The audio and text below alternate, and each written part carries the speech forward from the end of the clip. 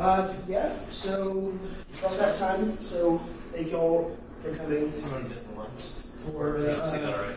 make sure you- Oh, but wait, if you dim the lights, then you can't see on the thing there. Right. Unless it's just in cans, which would be... Ignore these switches. No. So, thanks for coming. Today we're going to be focusing on production of games. So today we have our speaker, Dave Villegas. Looks like he has an introductory slide, so I'll let him introduce himself. By golly. He'll be better at that than I could. So. All right, so I'm Dave. What are y'all's names? Since I only have like Sam? Bree. Bree, I got Bree. John. Sam, Bree, John. I'm not going to remember them, but I'm going to try. Sam, Bree, John. All right, so yeah, I'm Dave Villegas. I've been a gamer pretty much all my life, right? I started with D&D when I was 12, 13. Kid across the street came over and said, hey, look at this cool thing. We started drawing maps. We started just playing D&D, just the two of us. And then he moved away, and all of a sudden I never played D&D again for a while. Picked it back up in college, and just I've always been into the video game aspect, but never, tabletop didn't really take off for me until after college, which is really funny because, you figure that was kind of a youth pursuit, but it didn't really for me until after college. So I've spent, I'm a career banker. I spent 20 years with Wells Fargo and helped people start businesses and finance their businesses and ran retail banks and was a loan officer for 20 years. Then switched to the other side of the screen, and so now I develop bank software for big banks. I mean, really big banks like Chase, well, like Wells Fargo, like Regions Bank. Some of the biggest banks in the United States are our clients, and so that is what I do now for a living as what's called a product manager. So I manage the entire life cycle from a product from birth to death. And that's what got me into this. One of the other product managers that I worked with at Argo, which is my company, is also a big gamer. We played Star Wars role-playing, we played D&D, we played everything. And I met him, I actually hired him at Wells Fargo about 15 years ago, 16 almost. And he stayed with me for a long time. He went with me to Bank of Texas and then we jumped ship and went to Argo, and he came with me. About the time we started at Argo, we decided we're going to start doing podcasts about our gameplay. And so that started the D20 Radio Network. Podcasts about all different kinds of games. Role-playing, tabletop. There's even one out there for Pokemon. And so we have lots of different hosts doing lots of different games. And out of this, people kept saying, all right, you always rag on these games, Why don't you just go build one? See how hard it is. And we're like, okay, no problem. So we made our first game, Edition Wars, in 2010. We published it in 2012. And it is a game that makes fun of role-playing games and gamers. Everything that if you played role-playing games, anything that's ever happened at your table is going to be in that game. And anything, I mean, absolutely everything. Even the Mountain Dew and we graduated from that because it was just a real life game. We graduated from that into hardcore strategy type stuff. We were like, all right, this was cool, it was fun, let's do something else. So then we did Eons in 2013. Hello, your tardiness. How are you? I'm sorry. It's all right. What's your name? Thomas. Thomas. I won't remember that either. I remember Bree. Good. So I'm Dave. I run Gamer Nation Studios. I was just getting to the point of where I started the company. So my buddy Chris and I started this company. Did this first game. We went to Kickstarter. We found a company to produce it, and then we graduated to Eons. Eons is a little bit more hardcore. And we took a long-term design on that guy. That one took almost 2 years as well. But it's much more strategy. It's got a lot of fiddly bits in it. It's more Euro-type game. And we did really well. We sold out of our printing. We did an expansion for it. Actually, we did 5 expansions for it. And the line is pretty much dead at this point. But we've sold everything, so we've done good. And our next one is Everyone Is John, which is a role-playing game. And that one's going to go to Kickstarter in April, May-ish. So what we're here to talk about is, I'm assuming you guys are here because you want to make a video game or a board game, or perhaps something, right? So I'm sure you're familiar with that thing, right? This is what has absolutely changed the industry because, you know, it used to be, way back in the day, Milton Bradley and Hasbro, they controlled the market. If you were going to get a board game, you were going to get it from one of these big companies, Fantasy-Flight Games, Mayfair, you know, some of these really big titles, you know, like Catan, and you know, the mainstream that you're going to see. But now you're seeing all these little indie games like these come out, and it's because of Kickstarter, it's because of crowdfunding. It's not just Kickstarter, it's Kickstarter, it's Indiegogo, it's GoFundMe, but mostly Kickstarter for board games. And that's enabled us to go and find places in China to print our stuff and make it, and make a little bit of money, you know, on the board games. And that's, you know, it's revolutionized the industry. So from that aspect, it really is easier. It's much easier to enter the market now. It used to be the big joke, right? Was, how do you make $1 million in the board game industry? You start with $2 million. That's how you make money. You start with $2 million because you can't afford to get in it, right? You make the games, and then maybe you make $1 million on your $2 million, and your return on investment's not terrible, but still, you spend a lot of money to finally start making some money. Also, the thing that came around with Kickstarter is the fact that we're crowdsourcing. People give you ideas you can then build on in real time, change your course a little bit, and it gives you that incentive to make better things or to innovate, come up with new strategies, come up with new mechanics. But inevitably, what it has led to is a market saturation.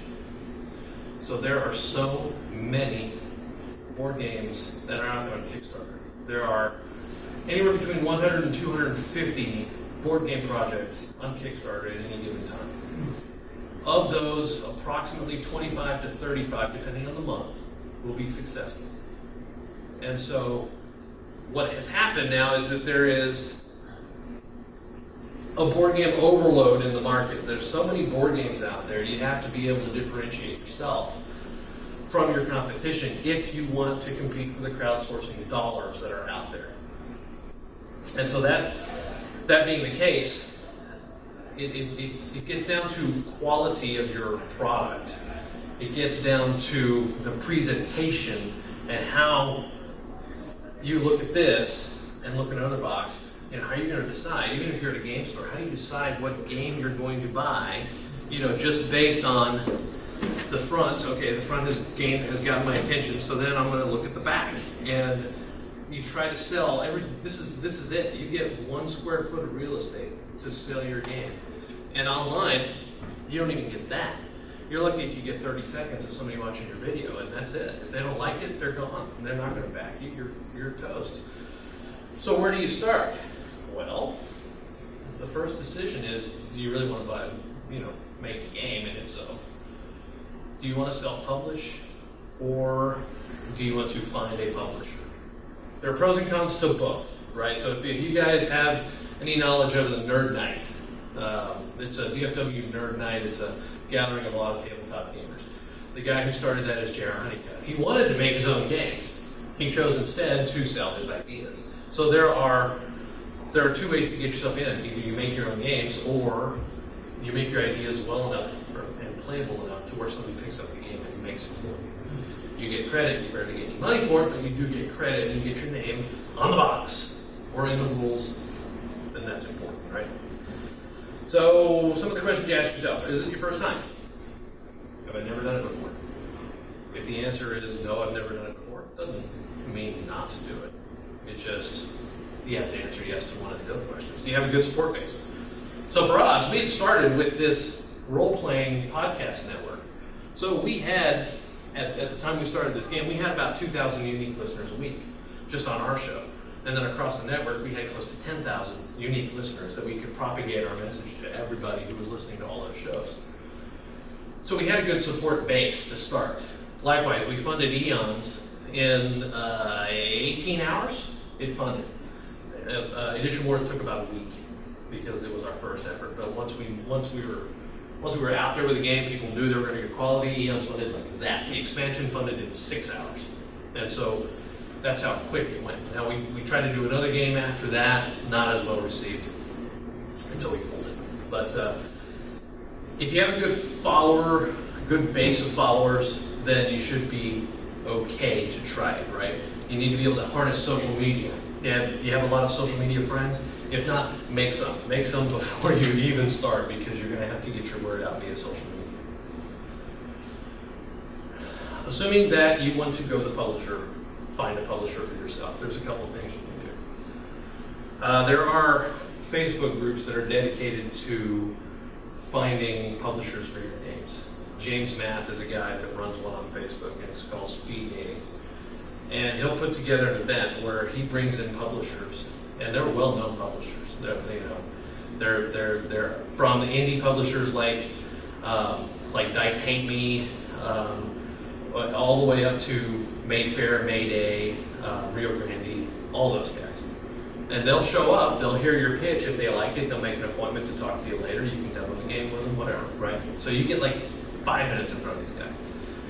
And maybe you get to move to the next step. And it's like, literally, the reason they call it speed dating is because you're sitting at a table with your demo, and the executives or the buyers will get up and move to the next and talk, and get up and move to the next and talk. It's kind of old school stuff. It's like singles that you used to go to a bar, and the women would move and the guys would sit at the table. Then you'd meet somebody, hey, maybe you want to follow up. Whatever. That's the same basic thing here. Go to conventions and show off your game. So like we had a Gamer Nation Con last week, tabletop game. We had an entire section that we were going to use for people who could bring their own beta games that are numbered out and they public it. In fact, we offered a little badge, a little award if somebody brought their own game, and then another award if you played a game somebody was playtesting. As an incentive to do it. And so everybody who brought games was able to put together a group and play test their games when they came up. In fact, Sunday is dedicated to play testing. We have an entire side that's just for play testing if they want to do it. Gen Con does the same thing. They have what's called the, I don't remember it now. It is it's basically a beta hall. It's one entire hall just for games that have not been published, that people are testing. There's a specific name for it, but Gen Con is the biggest gaming convention anywhere. It's in Indianapolis in July, August. The other thing is what I call shoe leather marketing. It's beat the street, literally. Either you're picking up the phone, you're calling, you're trying to find people to show and play your game, and that is by far the hardest thing to do. What you want to do is you want to go to conventions, you want to go where there are a lot of people. And hopefully you will find somebody who likes your game well enough to say, all right, I'll publish it. That's great, you're kind of out of the loop, you sign a contract, and don't be surprised if the game that winds up coming out and sitting on the shelf is nothing like the game that you originally pitched it. That's what happened to JR. JR pitched a game that was with one theme, like a Western theme or something, and it came out baseball. So, they'll change it, and it's their right because they bought the rights to the game. They're using the mechanics. Mm-hmm. If you decide to self-publish, here is your paradigm. Theme sells the game. The reason we were not successful with Quintessential, which is a great game, is that we were 2 weeks behind another game that was all about conjuring elements and spell casting, and even though it had nothing to do with what we were doing, Quintessential was more of a chemistry-based. You're using the elements to the earth, wind, fire, water to make the Philosopher's Stone. Well, it became lumped in with sorcery and all that stuff, and another huge title came out on Kickstarter 2 weeks before we did. Everybody backed that one, nobody backed ours, because they were viewed as similar. If I had to do it over again, I would wait and do it again. So theme, if you're getting ready to go to Kickstarter, try and make sure that there's not another game that is the same theme as yours that has just been successful in the last 60 days or so, because that'll lessen your demand. No matter what you think, the mechanics that you put in your game have all been seen before, with one exception. That. We created a mechanic with eons that had never been seen before. It was bizarre because Tom Vassell actually put it on his podcast and said, you know, this is a new mechanic and it's really neato. That was his word, neato.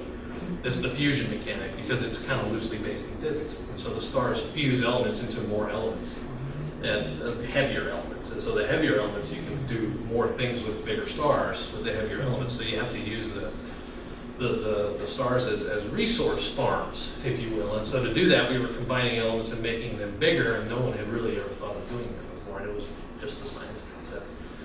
Anyway, most mechanics, unless you come up with something completely new, have all been seen before. You want to try and reduce your component cost as much as possible. We'll talk about that in a little bit. And then you want to decide, where am I going to publish this thing? China, US, India does some publishing now. France and Germany do some publishing now, but by far China and India are your two cheapest places to go and get board games made. If you're making a book, a game that is based in a book, you stick to the US. And I know it's weird to say, but Chinese printers do not print books as efficiently as United States printers do. I can get, like everyone knows, John is going to be a 50-page perfect bound book. It's going to cost us $1.98 to produce in the United States at 200 units. I could not do that. The minimum run I have to set up in China is at least 1,000 units, if not more. And even then, if I ran 1,500 units over there, that's what I would need to run to get to the same price point as I would in the United States. The United States prints books really, really well. So, if you decide to go to China, here's some of the things you want to look for. You want to find an all-in-one manufacturer that's going to help you. There are a few out there. Panda is one. In other words, they will take care of all the aspects of your production. Because there are several aspects. There's the art, there's the design, there's the component manufacturing, there's the box, there's the layouts, and then of course there are shipping, customs, logistics that you don't want any part of. You don't want to go get yourself bonded because that's way too much money for you to spend on one thing so you can bring something into the United States. You have to have a customs bond to be able to bring things into the United States. Something I've learned, right? And so they have expediters and they have customs agents that can get the things through customs for you. You pay $75, it comes through. Then, I don't know what they pay to maintain their bonds and all that, but it doesn't. I don't care. I'm just paying them $75 to get it off the dock through the customs X-ray and onto a train or a truck that's going to bring it to me. Panda is probably the biggest one for Kickstarters. If you've heard of Plaid Hat games, if you played Ashes or anything like that, Plaid Hat uses Panda. There are a lot of companies that use Panda. Consequently, they're very slow. Panda is extremely slow. They're not as responsive. Primeline Products is one that I like.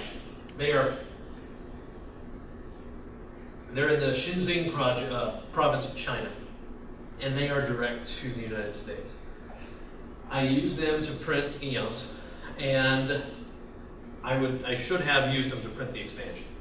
I used Panda to print the expansion, and anyway, I should have just stuck with it. The only difference between the two is that Panda has a United States representative. They're right here. You pick up the phone, you can contact them. Primeline does not. You have to go to China. You have to go directly to China and talk to Janice. No. Oh, no, okay.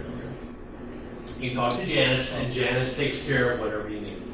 Because Janice speaks Chinese, she also speaks English. She's kind of like their rep, but she's in China. So you have to work on her time. So I'm up in the middle of the night talking to her, whatever, right? And there's another new company called What's Games. Have you guys seen King of Tokyo or King of New York? Right. Huh? That's them. But they use What's Games to print. They have a really neat, now everyone does it, but part of the game is matte, part of the box is matte, part of the box is glossy. So if you notice on King of New York, next time you notice, you probably hadn't even noticed before. On King of New York or King of Tokyo, if you notice, the artwork on the box is matte, so it doesn't really stand out. It doesn't reflect anything. but the characters are glossy, and the seams, it almost makes it look 3D.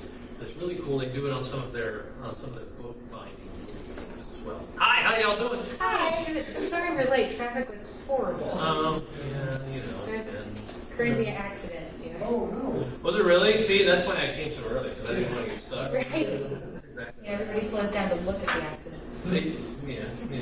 You know, we wouldn't be. Anyway. Here's some of the things to look out for. So, you've got your manufacturer. These three I know of. These three I haven't done business with Lutz Games, although if I print another game, I will probably. They're out of France. So, it's a little bit different. The guy, I forgot it is Jean-Paul or something. I forget. It's a classic French name, right? When you set up with a publisher, get them to send you some samples. If they won't, don't use them. They will send you samples, and what I mean by samples are little fiddly bits that they've produced in the past. Wooden blocks, little plastic chits, little, if you're going to use gems or something in your game as counters, you know, have them send you some stuff. And they will. The Panda has this really nice little box, and they'll show you all the different components that they make. Primeland does the same thing. Lutz Games, my God, that guy showed up in a tackle box and had parts and pieces. I was describing what I wanted to use. Oh, yeah, we have this. Oh, yeah, we have that. He had his whole catalog in a tackle box right there in my booth. This was at Gen Con. That's that guy in 10 minutes convinced me why I needed to go and print with them because they had so much stuff that I could choose from. Stay away from the guys that will just say, oh, yeah, we can do that. Yeah, we can do that. Make them show you that they can do it. Because then what they'll do is they'll charge you on the back end and say, oh, yeah, we had to make a mold. Well, you didn't tell me you had to make a mold. That's an extra $800. You're making 1,500 games. That just added $2 to your cost of the game. And I'll tell you what $2 will cost you later in a minute. So stay away from the guys that are overseas that just say, yes, we can do that, yes, we can do that. Also stay away from the guys who will not do a video call. If they email you all the time, you don't know who you're dealing with, right? So set up a video call to get to know who the person is, right? Ideal face-to-face. If I can't get to know who you are, I'm not going to do business with you, right? So Janice, face-to-face, on Skype, great, right? With Primeland, Panda visited me in my booth at Gen Con. So did Lutz Games. You know, I set up an appointment. They came by. They showed me all the stuff. It was great. I got to meet them. You know, straight stand-up guys, and so I used them. So if they want to do a video call, don't use them. You know, if you don't get a good feeling, use your gut. If you don't get a good feeling for them, don't use them. Be very specific when you tell them what you want. Otherwise, there's room for interpretation, and more often than not, it's going to be wrong, right? So, case in point, Eons and Eons Expansion, two different manufacturers.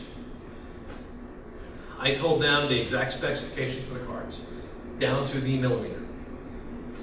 And I was not specific with the corner rounding, the radius of the corner rounds. Oh. And so the expansion looks like it's a different size because the radius on the corner is smaller than the radius of the original ones.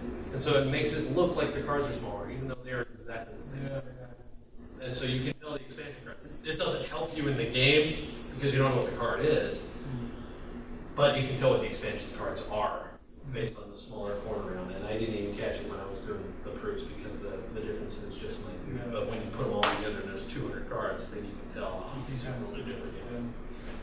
So be very specific with what you want, and don't go to the manufacturer for the quote until you know exactly what you want, because that's going to minimize change. Every time you have to change, they're going to give you another quote. That quote is going to be 5 cents higher per time you do it. It'll be 7 cents higher. It'll be 9 cents higher, 10 cents higher, because they're using labor to put these quotes together. 10 cents on your game doesn't sound like much, but 10 cents here, 10 cents there, 10 cents there, all of a sudden you're 50 cents per unit, and now your game costs, to the end user, $5 more, when you really wanted a $30 price point. Now you're 35, and you can't really justify it based on what the box looks like. So we'll talk about that in a second. Components. Components are really, really important. Have you ever played Two Rooms in a Room? Have you seen the cards on Two Rooms in a Room? They are so thin, but they are virtually indestructible. Yeah. Right? Right. Yeah, and they're slick, and I swear to God, it's the best card I've ever seen, and they're so thin. they're plastic. They're plastic, they're not paper. And so they're a little bit more expensive to print, but they look sharp, right? Whereas the cards that we used for Eons and Edition Wars, they're more casino quality. So 310 GSM. GSM is some standard measure that they use in the UK that I can't even figure out what it is. It has to do with the thickness of the card. And it has a polish on the outside and a nice linen coating, so it makes it feel like a thick card. Anything under 290, the players are going to realize that your card is crap, and it's going to start to fray, and it's going to tear, and it's just, you know. So component quality is huge in terms of card stock. Box type. These are both what are called telescopic or telescoping boxes. You can tell that one box fits over the other telescopes. There's also there's a blister pack. If you've played like Love Letter. Love Letter is the whole thing comes in a blister. It's a plastic thing, basically blistered on top of another plastic thing. You open it, you can never put it back in there. But it's got a little pouch that holds all the components. There's also a tuck box. Same concept, but the box tucks in. Usually very thin, very crappy. You only want to use that for a pretty small card game, right? Your components, we'll talk about that in a second. Fiddly bits, what I call fiddly bits. Little squares, little chips, little things you push on the board. The composition of those is actually important, believe it or not. Eons, we used wooden, nice and heavy wooden, cubes to represent the elements. They, 90 cubes, 120 cubes in there, cost $1.48. Okay. If I used plastic cubes instead, it would have cost me like 72 cents. Is that a big deal? 70 cents? Yeah. Because instead of being a $35 game, it could have been a $31 game, and I would have sold more. So I'll talk about how you figure out what you're going to price it at in a second. And of course, size and weight. Size and weight has a lot to do with perceived value. So this game and this game, if you look at them both, they're the same exact size. We use the same box mold. And this is $12. This is $24. And they barely feel any different. So which one are you going to pay for? Right? Exactly. Right, but it's an expansion. Right. It's a little bit of a loss leader because we know you're going to have to buy a big one to get the small one. From a component standpoint, there's more. The reason this one is more expensive, there's more cards, and there's also like some other components in there that you can't see. But it's a perceived value thing, right? This is what you get for, same stuff. You're going to get more for, right? Better art, better packaging, better presentation. That's all going to drive when you're sitting there with two boxes in your hand, trying to decide what am I going to buy. They both look good to me. This one weighs like 7 pounds, and this one weighs like 1.5 pounds. This is going to psychologically weigh on me to say, this one feels really solid. I think I might go with this one. And if the themes are, if you like both themes, if everything else being equal, the one that feels better in your hand is the one you're going to take. And so those are perceived value. If you skimp on the art, people won't even pick the box up. So if you can't get them to pick the box up, you're never going to sell one, right? And the people on Kickstarter do a real good job now of telling you, hey, your art sucks. Upgrade your art. And you won't even fund at this point now if you're not doing good art. So you designed your game. You have picked your components. It's time, of course, you have to play test the game to make sure it's ready. You're going to have to do way more play testing than you think. It's painful. Blind play testing is extremely painful. You know what I mean by blind play testing? Yeah. You basically, here, play my game. You don't show them how to play it. You don't tell them how to play it. You give it to them. Play my game. Here are the rules. Go figure it out. And they have to sit there and try to figure it out. And then you have to sit there and watch them. And you can't say anything while it's like, oh my God, that rule is so easy. What are you doing? and they're getting it wrong, and instead, really what you're saying is, Jesus, I can't write rules. and you have to go back and revise the rules. And so, yeah, we did some of that on Eons.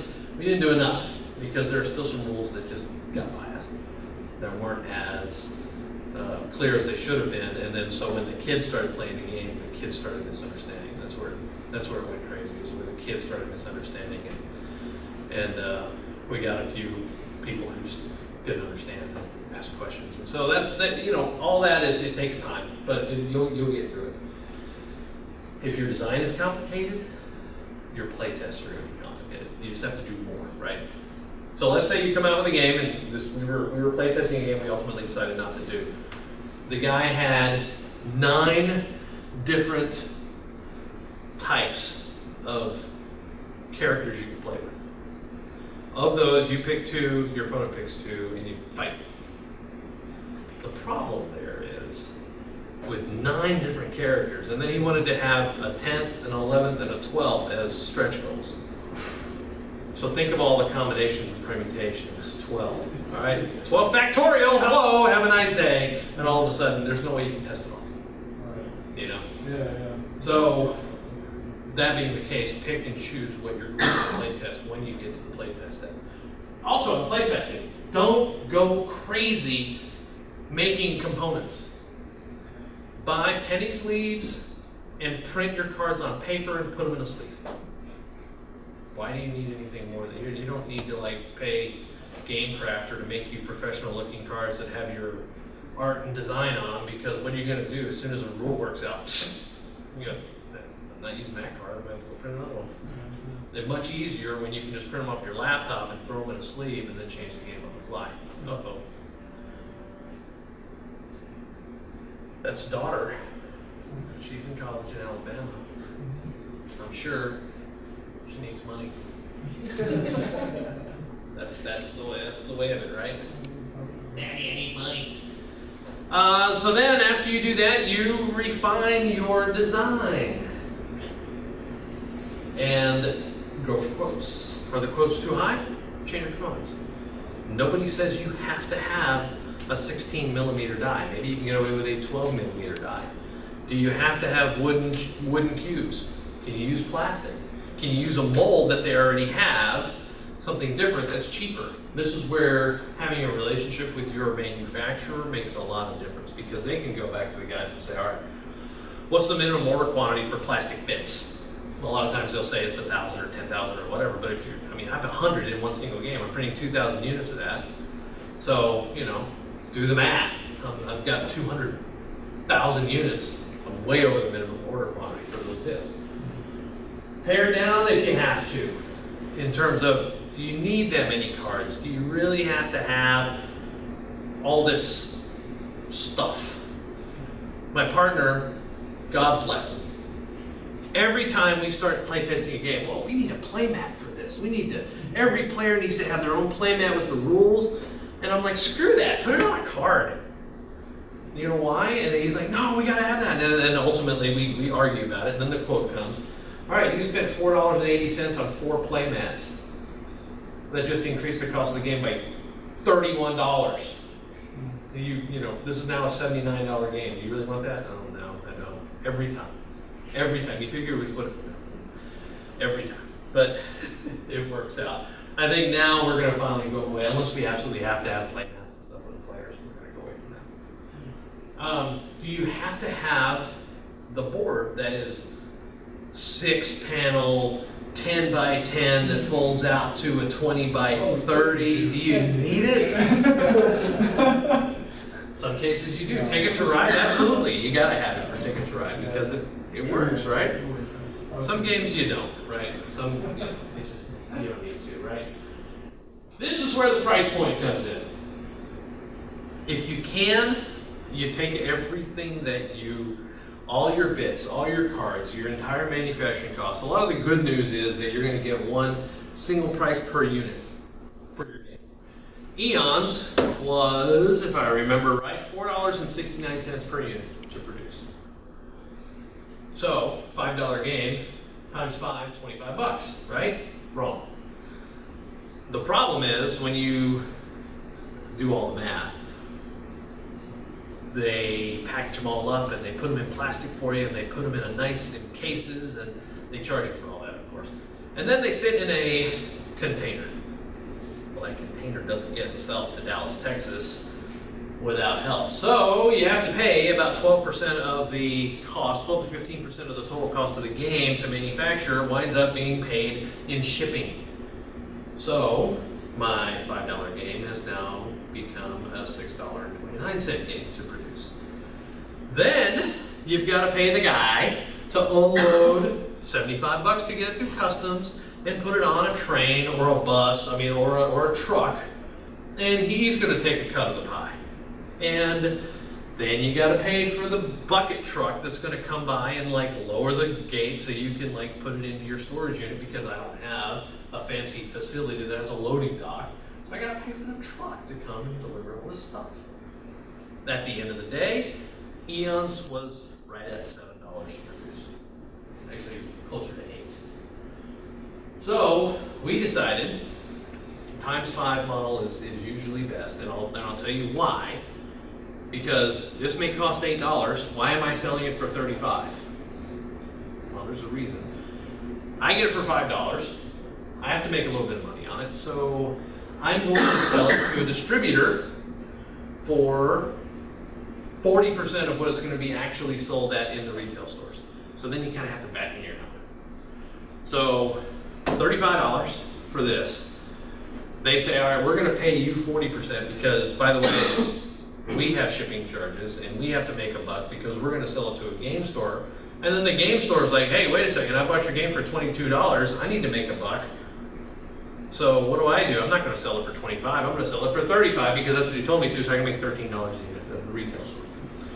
So you wind up backing into these costs and saying, all right, so 35 bucks. What's 40% of 35 bucks? $14, right? Probably. So that's I was comfortable selling my $7 game for $14. It gave me a 100% markup. And so I made $7 per unit that I sold to distributors. Then we were fortunate enough to get picked up by the distributors. And so it made it to hobby shops and all that all over the nation. And if you get picked up by a distributor, happy days, wonderful. It's not going to happen. It won't anymore. PhD, Alliance, actually, I've got something for this. I just talked right through all that. All the stuff. PhD, Alliance, ACD are your big distributors. They will charge you a lot of money to carry your games now if you're not a publisher that's pushing 10,000 units out, because they just don't have the space anymore. They've got so many more games, and this kind of goes to that board game glut, right? So let me back up for a second. You know what your charge is. You know how to figure out exactly what you're going to sell the game for in the retail stores. You know what the MSRP is going to be. $35. What do you price it for on Kickstarter? Do you price it $35? Probably not, because nobody wants to pay retail when they're helping you get the game off the ground. So you have to back it off a little bit. We wound up doing it for $30. So I gave everybody a pretty good little price point. I'm going to sell them to distributors for $14 anyway. So theoretically, I don't mind, but I have to pay for shipping. I have to send my game to you, and if you live in Norway, I've got to pay $20 to get it to you. And if you live in Australia, if you live in the US, fine, I'll send it to you for $8. So $30. If I take 15, an average of $10 or $12 out for shipping, that puts me close to that $14, $16 that I'm going to make if I go to a distributor. So it's about the same. Any additional fees that you have to incur? Customs. When you send it to another country, they charge more stuff. Backer default is another thing. Not so bad anymore, because now Kickstarter kind of bans you if you back and then you don't pay. All that is to say, basically, find the best goal to decide what you have to hit. So this guy, we had to, out the door to get it to us, to ship everybody, we needed about $20,000. We were lucky we hit like 38,000 or something like that. So we were fortunate. We put some more components in the game. Stretch goals, components. Do not do stupid stuff like t-shirts and buttons and stickers and bullshit that you have to go produce somewhere else. No, don't do it, because why? It's more stuff that you have to put in the same box. It costs more. You don't get the economy of scale, because you're going to have to, now all of a sudden you're going to have to produce 1,700 t-shirts for people that have a wide range of sizes. T-shirts are the absolute worst to do as stretch goals. Because you can't control it. You just can't, and it winds up costing you money. This is a big thing right here, social media. So you gotta make yourself likable on social media. That's why I don't do the videos. I get Chris to do the videos. Chris is a nicer, kinder, gentler guy than I am. I'm gonna tell it like he is, kind of schmuck that, you know, I got the charisma of a warm brick. So I don't do it. Chris does. Or I get some, this is gonna be incredibly sexist, but I get some very attractive female to do it. Gamer guys, they like that kind of stuff, right? I'm talking to you, right there. Yeah, you. Yeah, it's a guy who said, no, I would never do that. Of course you would. And Gamergate guy, yeah. So how do you make yourself likable on Facebook or whatever, or if you put together a blog or a podcast or whatever, right? You have to always be positive. You can't snark people to death. You can't say, well, this guy's game right here sucks, and I'll tell you why. Well, then all of a sudden, what good are you? You're like running down the game industry. You know, you just insulted Eric Lang, who happens to be this guy's like hero, and now he's not going to back your game because that guy said Eric Lang was bad. He made Couriers, and Couriers is awesome. That's what you get. So don't ever run anybody down in the industry. It's a small industry. Everybody knows everybody, and then you'll get blackballed in your history. This is a big thing, right? Speak to the person on the horns. If you get ready to do a Kickstarter video, hey everybody! That doesn't speak as well as a hello, straight to you. It's like I'm talking to you through the camera, you know, Gamergate guy. I'm talking directly to you. It makes it better than using the platitudes. If you're with a partner, if you have another guy or a girl or whatever, and you guys don't particularly get along, which sometimes happens. I did a podcast for years with a guy that we didn't really get along all that well, but we made it seem like we get along because it was for the good of the show. People had to like us, people had to identify with us, we wanted people to listen to the show. It meant ad revenue for us because we put ads in the podcast. So, be nice. Make them think that you like your partner. I said give examples. So, if you tell somebody, well, you really want to do this, well, do they really know what you're talking about? Like the wooden fiddly bits, right? You want to reduce component cost. If I say reduce component cost, you're thinking, okay, that sounds, but then when I tell you, use plastic instead of wood, use a smaller cardboard bit, use a thinner cardboard bit, it doesn't cost you as much. See, it gives you ideas, it helps you connect with the audience. It's good stuff, right? Reply to comments when people ask you questions. If you ignore them, they just think you're an ass. And then they're gonna be like, get that, and they cancel their pledge. Or they'll think you're arrogant or whatever, The problem with anonymity is that people don't know you as a person, right? And so it's very easy. Internet plus anonymity equals assholism, right? I mean, that's kind of the way it is. That's why people get trolled for no good reason, because you're never going to find out who I am, so I'm just going to tell you, you suck. Right? It's like internet sites, like cyberbullying. There's a very little risk of you getting caught. And that's why rampant assholism is so high on the internet. So reply to your comments. Otherwise people will start, well, this guy doesn't reply to my comments. He's obviously hiding something, and then it'll just get out of control. I've seen it happen. It's not pretty. Yeah. One of the things that makes you more endearing to people is when the audience starts geeking out about something, you geek out with them, right? And they start talking about Star Wars. It has nothing to do with your stuff. Yeah. But they're like, oh, Ray, I thought she was awesome. Yeah, she was really great. Whatever. Right? And you geek out with them whenever they're going to geek out, and all of a sudden they like it. Yeah. I can see replying comments right. On the other side, too. There's a dark side to replying to comments. Mm-hmm. I can see that. Mm-hmm. But yeah. And show some tact. Yeah. Be nice. That's what it goes back up to, right? Be positive. Show tact. If you're gonna tell somebody their idea is dumb, don't tell them, hey, your idea is dumb. your idea is good. Have you considered this better way of doing it, right? I have a reputation on my show that, and this is, I don't know, it's neither here nor there, but we have now 5,000 listeners or so per week that we do, per episodes. And people now have started to listen just because they want to hear how I react to certain questions, and the listeners ask questions during the show. And so I'll give you an example of one. The guy didn't know how to handle his GM, his game master. Y'all play role-playing games, right? At least familiar with D&D type stuff, right? This is Star Wars role-playing. His GM would penalize the players in-game if their wife came to talk to him at the table, or if their kid interrupted him, or whatever, right?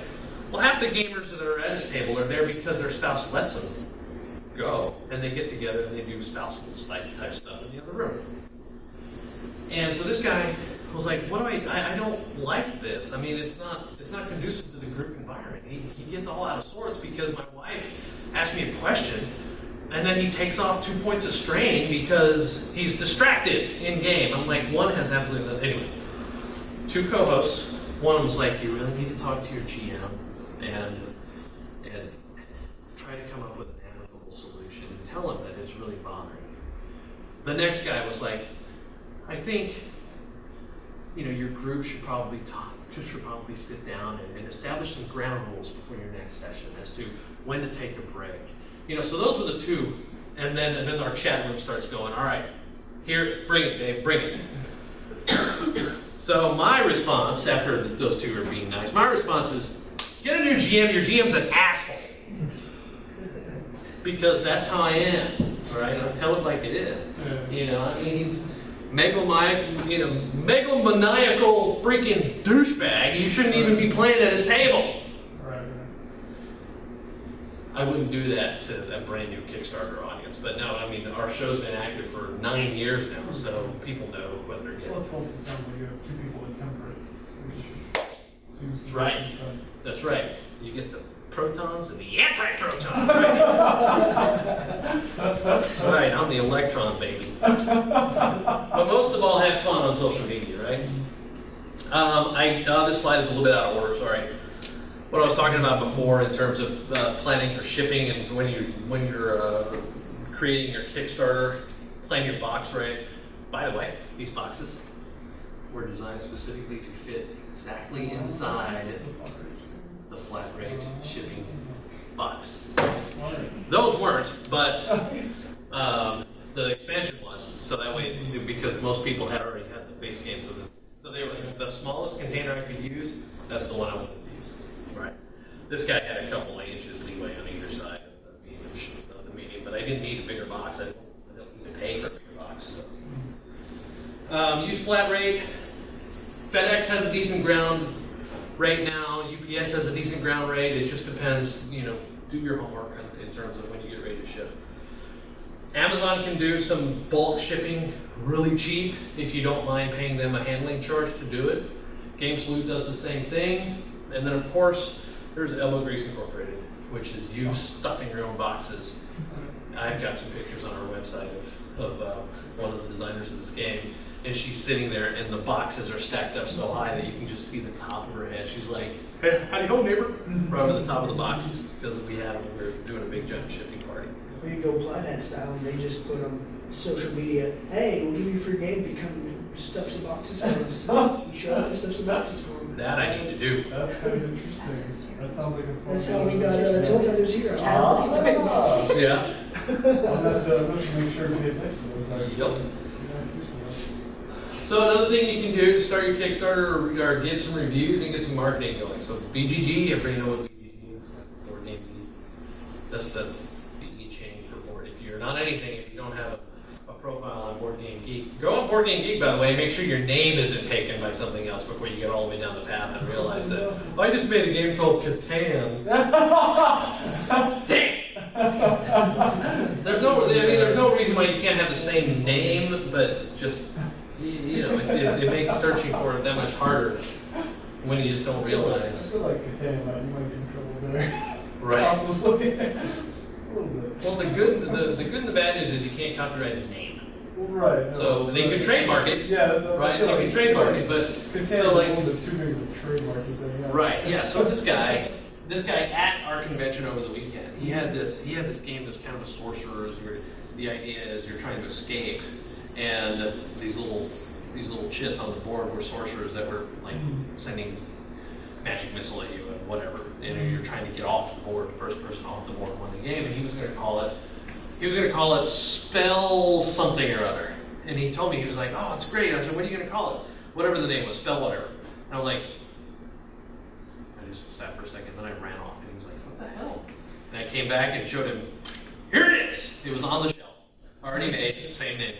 Yeah, and I don't remember what it was now, but Spellbound or something like that. Interesting. Yeah. Like, if you don't mind having the same name, you can, because this game was pretty old, but, you know, and I never heard of it, so I just happened to see it on the shelf. Right. Father Geek is kind of cool, right? It's a website, and they do play testing if you get it to them far enough in advance. And they do a little thing that we put on our Kickstarter. It's called Father Geek Approved. And they'll do the adult geeks, the child geeks, and the gamer geeks. So like, the adults play, if it's fun, they'll approve it. The hardcore gamers play, if they like it, they approve it. And then the kids play the game. And if the kids like it, then you get their approval. And if you get all three, you get the Father Geek seal of approval. Eon's got the Father Geek seal of approval, which is cool. How young of kids are they talking about? 8. 8. Yeah. Okay. So as little as 8. Yeah. The one thing they said about Eons is that the kids got attached to the planets, and so when the planets blew up, they got sad. Which, you know, I get that. You know, it wasn't really designed with an 8-year-old in mind who was going to get attached to a blue planet that got blown up by some guy across the table. But I love the idea of like really cute planets with like eyeballs on them, exploding. Yeah. That would be fascinating. And so. Geekdad is another one. I made friends with a couple of writers. It's a blog. It just has a lot of followers. IO9 is another one. If you get, you know, just get some bloggers to write about your game. And then the reviews, you have to have them at least 90 days in advance, so that way you can put the video up on your Kickstarter site or whatever they do. There's some video guys that won't take Kickstarter copies. Vassal, Watch It Played, I forgot his name, Rodney. Rado? Huh? His name is Rodney. Yeah. Watch It Play. Okay. Watch It Play. Oh, Yeah. no, wait, Watch It Play. Yeah. They will charge you to review your game. The downside is you have to pay money. The upside is it's guaranteed that you get a review out of it. So, plus or minus, right? Whereas if I sent Jonathan Liu is a guy I send all my games to a Geekdad, and he usually gets them because he's worked with us in the past and I'll just give him free games to whatever we make. And so usually kind of develop that relationship. So until you have a relationship, you may need to pay a couple of guys to review it, but at least you get it out there, right? Then it's time to kick it.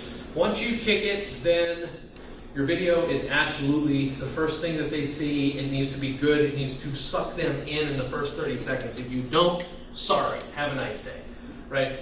A guy recently, I'm sorry if you're watching right now, a guy here locally did a game I thought was awesome. It was called A Bad Day for Donuts. It just ended, didn't fun. Oh, no. His video was pathetic. And that, I guarantee you that's why he didn't fund. His video was him like hiding from the donuts. There was hardly any text, there was hardly any words. He was hiding from the donuts and he ran away as the donut went across the screen. Okay, what does that tell me about the game? Nothing. That was the whole video? Yeah, pretty much. And so, what does that tell me about the game? It didn't tell the viewer anything about the game. Yeah. It didn't pique their interest. It was this, and so I sent him a note. I was like, dude, you gotta change your video if you're gonna. And I don't think you ever did. So, as a publisher, I bang my head on the table when a guy has a good game it's a good concept with a mechanic that you don't see very often, and then it doesn't fund because the video's not well thought out, not well produced. So the video is extremely important, right? Have reasonable levels when you go to Kickstarter. Have a $5 thank you level. You get a PDF or some, whatever. Thank you. We'll put your name in the book somewhere. I don't know. $25 is your most common level. If you can do something for $25, your game can be $25 or reasonably there. After ours was $35, the expansion was $20. Then you'll do good. Have some premium levels too, so that, like for example, every single one of these cards, you will find a card in here called Tyson. You will find a card in here, Metalis. There is everything is named for something. Vortex. Everything was named for something because we had levels that were, well, 30 bucks gets you the game. $150 lets you name a star. You can name it for whatever you want to. You know, one guy named it after his wife and called it Anki's Landing. You know, we had all kinds of different star and planet names in there because people bought into it. What did it cost us? 0. Right. All it was to me, and I do the graphic arts for our games. All I had to do was change the title of the template for the planet. Okay, that doesn't cost a thing. And so, you know, things that provide value to people. Hey, that's my star. That's my planet. They're very willing to pay a premium for that if you can get premium things in there. And also, there's, you know, if you go to Gen Con, we did a level. Go to Gen Con, play with the designers, and you get to room with GM Dave, which is me. And so we had 3 levels. $800. It's surprising what people will pay. $800 to play a game with us and to get a room at Gen Con. Sold out in like 4 hours. I was like, oh, hey Chris, maybe you should put one up there. He was going to slide, so he wouldn't have it. But we got them. I mean, we sold them all. And we had a $1,500 level that we called Lifer. That you get everything. You get a hand-signed copy. You get a copy of the prototype, and you get every game that we produce from here to whenever. We'll send you a copy for free. Somebody did it. So I mean, there are ways to increase your pledge level without giving away the ghost, whatever you call it, right? Be responsive. This is kind of what we said: get people to like you, respond. You know, don't leave them hanging. Otherwise, the natives start to get restless, and that's bad. Behind the scenes, make sure you have good art. Make sure you publish your rules in advance so people understand what they're getting. That way they know, all right, here's how the game plays, here's what it looks like. It may not be final, and you can tell them, these are not the final rules, but they're really, really close. Fine, they understand. If they know what they're getting, they're more likely to back. Print and play version, if you can, if it's feasible, do it. If not, no big deal. And it's not like people are going to do the print and play and then not back the game, if you're worried about that. Because the print and play is, you know, crappy quality. Yeah. If they want the game, they're going to back the game. And then have gameplay videos. Obviously, video sells, right? Distribution, I got way off topic, and I started on this earlier, but this is where you've got a bunch of different distributors. If you get into distribution, which is extremely hard for indie companies now, consider yourself lucky. And maintain a good relationship with them. Because they just don't do any games anymore. They don't have room, they don't have space, they don't want to deal with 1 and 2 title shops. We got kicked out. After they sold every single one of the EOs that we gave them, they still kicked us out, bastards. So, you know, it is what it is. If you're going to go to Europe, there's a whole... The US, there's only 3. Europe, there's a ton. Some of the things we missed... If I turn these around, you will see none of those symbols are on the box of Eons. Therefore, we couldn't sell it in Europe because we didn't have the "Don't Kill the Babies" sign. And we didn't have the CE, which was the whatever thing. Of course, we learned, and on the back of the box, this one, there they are. What is the CE? It means that it's gone through a quality test, and it's lead-free, and it won't kill somebody if they eat the card. Yeah. And that the pieces, if there are pieces, that you have to label this if there are pieces that are less than a certain diameter or a certain dimension, because it can, babies can choke on. Bottom line, ask for help if you need it. It's more work than you can possibly imagine, and you guys can always call me if you need to, or follow me. GM Dave on Twitter, GamerNation LLC on Twitter. Ready to go. Anybody got questions? That's it.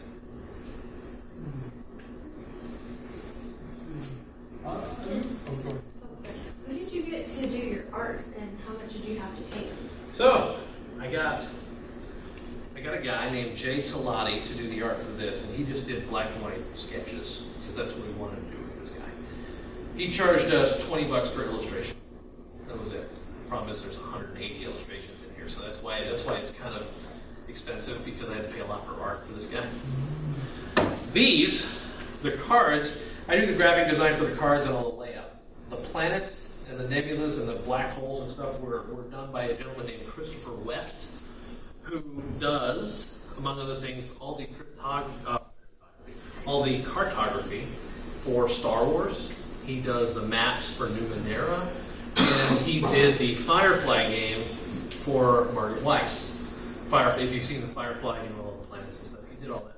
And the cool thing is, this box got him hired to do Firefly, because she saw this art and she was like, "That's what I want for Firefly." So she hired him. Yep. So it was kind of a cool deal how that kind of worked out.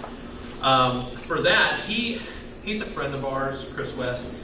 So he charged us like $400 to do all the planets and stuff. And he knew he didn't have to do anything with the rules layout, because I took care of all that. And so he just charged us for basically what was already stock art that he already produced, maps and star maps and all that. And he just kind of finagled them a little bit to make them look a little different, so that way we could use them and they wouldn't be the exact same star that's on the board for Firefly.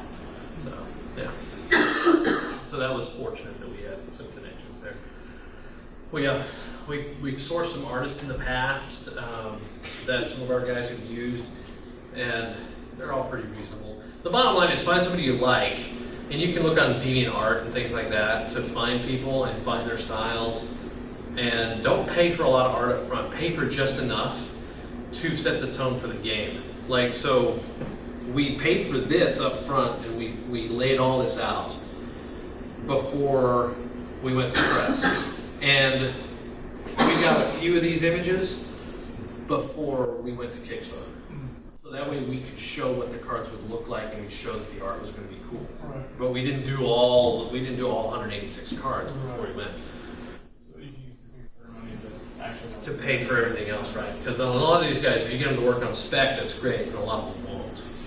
Yeah. So, yeah. Spec meaning like they'll just work on percentage. Speculative, Yeah. like it's a speculative venture. So, Right, yeah. if we fund, you'll get paid. If we don't fund, you're working for free. Right, yeah. Yeah. And so you don't get a lot of people to work on spec unless Yeah. they really believe on your new project. Right. Chris West knew we were going to fund. He had no problem working on spec. We paid him after the fact. But he was behind us on it. We funded in 6 hours. I mean, there was no question we weren't going to fund. We knew that game was going to be good. The artist, by the way, that I was using on Quintessential, the one that didn't fund, he was in Argentina. I found him through a friend. So, just one fee that the artist pay, or do they have to get like a percentage for like the console or anything like that? Mm-hmm. Okay. No, well, it depends. Some artists might, but most artists don't. I would run away from an artist that wanted a percentage of sales, because there's no way for me to control what the cost is at that point. And then I'm having to build in extra per game to cover the art, and I don't want to pay what amounts to a royalty on a game, because then what counts as a sale, right? Is it gross sales, in which case it's $14 per unit because that's what distributors pay, or is it net sales, which is the $35 at the end of the day? I'm not paying for net sales. I'm paying gross. I'm not going to pay anything commission-wise. So I'll pay them flat fee up front. Here's what you do. I'm going to take your art. You're going to sign a thing that I own the art now, and for that I'm going to pay you X amount of dollars. Yeah. I mean, yeah, because it's got to do with like things like Magic at this point, but otherwise, it seems like pretty straightforward for board games. Yeah, it really is. I mean, There's some guys doing some really good art now. Yeah. Really good videos. There are companies that are professionally producing videos all over Kickstarter projects. It's become a side business. There's so many out there. Yeah. Yeah. I can see that. That makes sense. Actually. You guys did a very good presentation, so thank you on that. It's what I do for a living, now that I'm a product manager. I try and sell my software to people, and so you try and give them all the information you can up front. So. Have you looked into like app developers for games at all? Or how We've got a guy actually in the Unity system right now building this. Nice. And he is he's created animations for when you play a supernova. There's a card in the game that destroys a star, and so you play a supernova card on somebody else. He has an animation where the star basically turns black and implodes in it with the big, with the ring and all that stuff. So it's kind of cool. Yeah. Yeah. That sounds like an interesting frontier coming out. Any other questions? All right. Well, y'all, thanks for coming. I hope it didn't take too long. Good, an hour 15. Good. It was good to talk for almost an hour. I was afraid I didn't have enough topic, but then when he told me that people go from 30 minutes to an hour, I'm like, oh, well, I'll go for an hour easy. You get me talking about game design and game production. Yeah. All right, well, thank you so much. Oh, yeah. For talking to us.